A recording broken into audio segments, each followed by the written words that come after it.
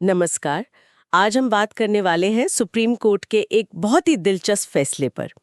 1979 का एम करुणानिधि बनाम भारत संघ मामला। जी। हमारे पास इस फैसले के कुछ अंश हैं और हम कोशिश करेंगे कि इसके जो कानूनी पहलू हैं उनको थोड़ा आसान भाषा में समझें। बिल्कुल, ये मामला बहुत महत्वपूर्ण है क्योंकि ये केंद्र और राज्य के कानूनों के बीच के रिश्ते और जो लोग सार्वजनिक पद पर हैं उनकी जवाबदेही जैसे सवालों से जुड़ा है। हाँ, तो मुद्दा क्या था?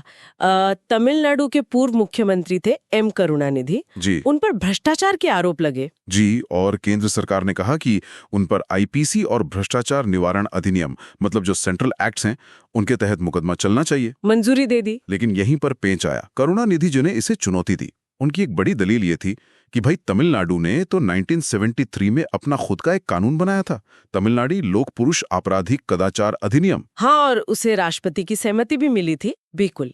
तो उनका कहना था कि ये जो राज्य का कानून है ये केंद्रीय कानूनों के साथ मेल नहीं खाता, मतलब असंगत है, रिपग्नेंट है। और इसलिए संविधान का अनुच्छेद 254(2) कहता है कि ऐसी स्थिति में राज्य का कानून ही उस राज्य में लागू होगा, भले ही वो राज्य कानून बाद में निरस्त क्यों न कर दिया गया हो। उनका तर्क था कि जिस समय अपराध हुआ उस समय तो वही लागू था। सही कहा। और दूसरी दलील भी काफी मजेदार थी।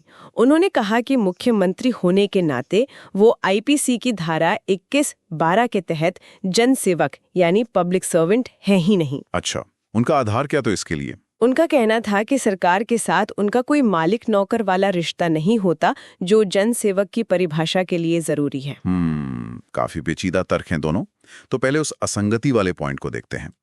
अनुच्छेद 254(2) तो यही कहता है कि अगर राज्य का कानून जिसे राष्ट्रपति की सहमति मिली है केंद्रीय कानून से असंगत है तो राज्य कानून चलेगा। तो फिर यहाँ क्या हुआ? हाँ, यही सवाल अदालत के सामने था। देखिए, अदालत ने अनुच्छेद 254 को बहुत ध्यान से देखा। उन्होंने कहा कि असंगति या रिपग्नेंसी कोई हल्की बात नहीं है, इसके लिए कुछ कड़ी शर्तें हैं। जैसे कि दोनों कानूनों में सीधा और साफ टकराव होना चाहिए, मतलब ऐसी स्थिति कि आप एक कानून का पालन करें तो दूसरे का उल्लंघन हो ही जाए, कोई रास्ते न बचे, दोनों एक साथ चल ही न सके। अच्छा। इस मामले में कोर्ट ने पाया कि तमिलनाडु का कानून और केंद्रीय कानून वो अलग अलग अपराधों की बात कर रहे थे, उनके तत्व अलग थे, सजाएं अलग थीं। मतलब ओवरलैप नहीं था। तो पूरी तरह से नहीं, बल्कि कुछ मामलों में तो तमिलनाडु का कानून केंद्रीय कानूनों से ज्यादा सख्त था।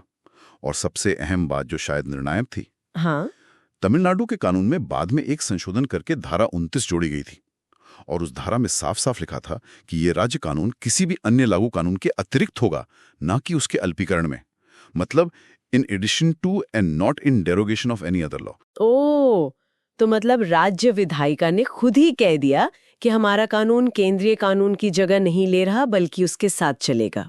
बिल्कुल। अदालत ने कहा कि जब धारा 29 इतनी स्पष्ट है तो फिर असंगति का तो सवाल ही पैदा नहीं होता। राज्य का इरादा साफ था कि वो केंद्रीय कानूनों को हटाना नहीं चाहते। तो फिर वो अनुच्छेद 254 के 2 वाली दलील तो वहीं खत्म हो गई। हाँ, क्योंकि असंगति थी ही नहीं, इसलिए केंद्रीय कानूनों के तहत मुकदमा चलाने में कोई कानूनी रुकावट नहीं थी। ठीक है, ये तो समझ आ गया। अब आते हैं दूसरे तर्क पर। मुख्यमंत्री जनसेवक नहीं है, ये सुनने में थोड़ा अजीब लगता है। हाँ, ये तर्क भी काफी मजबूत लग रहा था पहली नजर में। अदालत ने आईपीसी की धारा 21(a)(12) को देखा। उसमें क्या लिखा है? उसमें लिखा है कि कोई भी व्यक्ति जो सरकार की सेवा या वेतन पर हो, इन द सर्विस और पे ऑफ द गवर्नमेंट, वो जनसेवक है। तो करुणानिधि जी का तर्क था कि वो सेवा में नहीं है क्योंकि मालिक नौकर वाला रिश्ता नहीं है। जी। लेकिन अदालत ने कहा कि ठीक है, सेवा में होने का मतलब शायद वो हो सकता है, पर धारा में एक और शब्द है, वेतन पर। अच्छा, सेवा में या वेतन पर? हाँ, या। कोर्ट ने कहा कि वेतन पर होना एक ज्यादा व्यापक, एक ब्रॉडर कॉन्सेप्ट है। तो मुख्यमंत्री वेतन पर कैसे माने गए? अदालत ने संविधान के प्रावधान देखे, जैसे अनुच्छेद 164 जिसके तहत राज्यपाल मुख्यमंत्री को नियुक्त करते हैं, फिर विधानसभा उनका वेतन तय करती है जो सरकारी खजाने से जाता है। हाँ, ये तो है। और अनुच्छेद 167 उनके कर्तव्य बताता है, वो सब सार्वजनिक कर्तव्य हैं। तो नियुक्ति संवैधानिक है, कर्तव्य सार्वजनिक है और वेतन सरकारी खजाने से मिलता है। तो इन सबको मिलाकर अदालत ने कहा कि वो निश्चित रूप से सरकार के वेतन पर हैं और इसलिए आईपीसी की धारा 21(1)(a) के तहत एक जनसेवक हैं। अदालत ने कुछ पुराने फैसलों का भी जिक्र किया जो इसी बात का समर्थन करते थे। तो संक्षेप में कोर्ट ने दोनों दलीलें खारिज कर दी।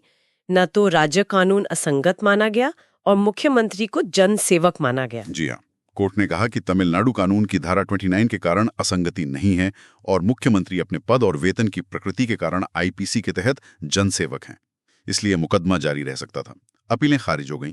तो ये फैसला वाकई केंद्र राज्य संबंधों और सार्वजनिक पदों पर बैठे लोगों की जवाबदेही के लिहाज से काफी महत्वपूर्ण है। बिल्कुल, ये साफ करता है कि उच्च पदों पर बैठे लोग भी कानून के दायरे से बाहर नहीं हैं, खासकर भ्रष्टाचार के मामलों में। और यहाँ एक सवाल सोचने के लिए जरूर उठता है, जब हम मुख्यमंत्री जैसे इतने ऊंचे संवैधानिक पद पर बैठे व्यक्ति को जन सेवक कहते हैं, तो इसका उनकी स्वायत्ता पर, उनकी संवैधानिक भूमिका पर क्या असर पड़ता है? मतलब एक तरफ जवाबदेही तय करनी है, दूसरी तरफ उनकी भूमिका की गरिमा भी बनाए रखनी है। हाँ, ये एक बहुत ही बारीक संतुलन है। इस पर विचार करना जरूरी है कि जवाबदेही और पद की स्वतंत्रता के बीच सही संतुलन कैसे बनाया जाए। सोचने के लिए काफी कुछ है इसमें।